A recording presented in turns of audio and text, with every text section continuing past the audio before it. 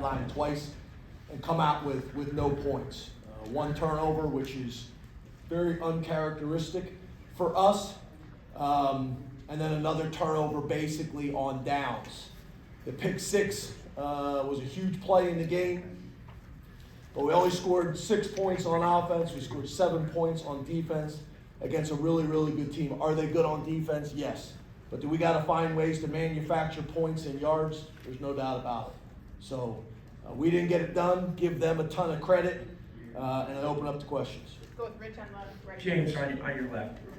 On that series in the fourth quarter at the 3, did you consider giving the ball to Tyler Warren on any of those plays? Yeah, we gave the ball to the running back, I think 3 times. Threw the ball on the last one. Yeah, should we probably have given the ball to Tyler Warren after the plays he made? Yeah, I get the question. I get it. James, I'm sure part of the decision to go there on fourth down is that you still have 3 timeouts and you could pin them really deep if you don't get it. What happened with your defense that had been playing relatively well throughout the game that it wasn't able to stop them there? Yeah, not only that, you could get a safety and get the ball back, which puts you in position to win the game. Get a 2-point safety and the ball back, 3 timeouts. They had a championship drive right there at the end. We did not play well in an obvious running situation. Did not handle, I think, the fact that the offense didn't score in that situation well. Jared on the left. Hey, Coach Franklin, right here. Hey, Jared. I know after a win, we hear you talk about, hey, let's enjoy this one from 12 hours. After a loss like today, is the focus, hey, let's look at Washington, or is it let's rest and regroup? No, we gotta do a great job of making sure we come in tomorrow, make the corrections, but then Sunday night we gotta flush it and move on to Washington. We can't allow one loss to turn into 2. The reality of college football is everything is still ahead of us, and we gotta do a great job of making the corrections, eliminating the things that were unforced errors that happened today, and then we got to find a way to get a win next week at home, and everything is still in front of us. Neil and then Andrew. James, can you address some of the pre-snap, post-snap penalties, and particularly the one that gave them a first down on their second touchdown drive? What did you see there? Yeah, jumping off sides in an obvious third down situation. Extended a drive for them, a tackle and standing over a guy, unsportsmanlike conduct penalty on a third down stop, extends a drive. Can't do that. Can't do those things. So happened last week, happened again this week. That's on me. We got to be a disciplined football team. We were not disciplined at times today. Andrew. Coach, you saw fans throwing things on the field, booing, very frustrated. What's your message to them about today's game? I understand their frustration.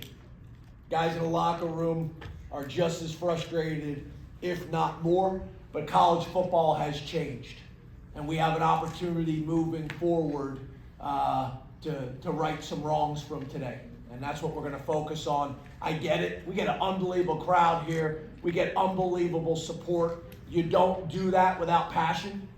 And there's great things that come from that, and there's hard things that come from that. That's part of the job. That's part of the job, and I own it all. I own it all. Tyler and then Adam. James, you mentioned in the last week that Bo Rebuel out there can open things up for the running backs today. Katron and Nick seem to have trouble finding that daylight today. Bo had 1 carry for no yards. Hindsight being what it is, do you think maybe there was an opportunity to get Bo more involved to find that jolt?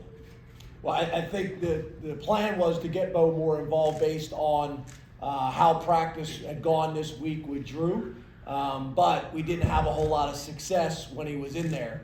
So I think that probably played in a part of it. When we didn't have a whole lot of success when he was in there, we got away from him. Where are you? Adam and then Mason. James, you can't control the outside, but as far as yourself and evaluating yourself in these big game performances, how do you do that? What significance do you put on a game like today? Yeah, again, there's nobody that's looking in the mirror harder than I am. I will say this, and I've said it before, 99% of the programs across college football would die to do what we've been able to do in our time here, and that's all of us. But I also understand When you're at a place like Penn State, there's really, really high expectations. When you're at a place like Ohio State, there's really, really high expectations. I get it.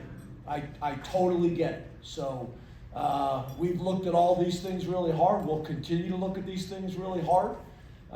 There's a lot of things that I had planned on saying when I came in here today, but they are not appropriate to say right now. So I'll hold them till another time. Mason, then Joe. Hey, Coach, over here.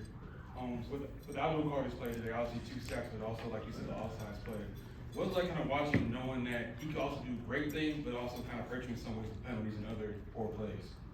Well, right now, in this setting, I'm going to focus on the positive things he does, and he's an impactful player. We'll make the corrections, in the locker room, and we'll make the corrections in the meeting room, but he's a big-time player. He makes big-time plays consistently. There's things that we got to get cleaned up with all of them, Abdul included. Last question to Joe.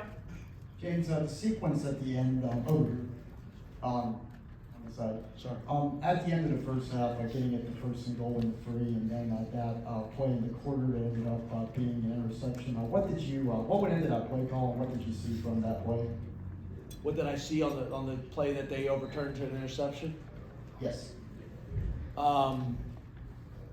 Drew made a nice throw. We had a chance to come down with the ball. They called it as an incomplete at first. Then they reviewed it, called it as an INT. The guys that are watching on TV got a better idea of how that whole thing played out. There was a ton of 50-50 calls in this game that you could call in either direction. There was a ton of them in this game. The fumble on the sideline in the near arm that goes out at the 2-yard line, obviously, and is called a touchdown. There's a ton of calls, 50-50 calls that could go either way. And in that type of game, they're critical. They're critical. Besides that, I don't have a whole lot more for you. But, obviously turning the ball over in the red zone and getting stopped on downs, 2 turnovers inside the 5, that's really the story of the game. Thanks, Coach.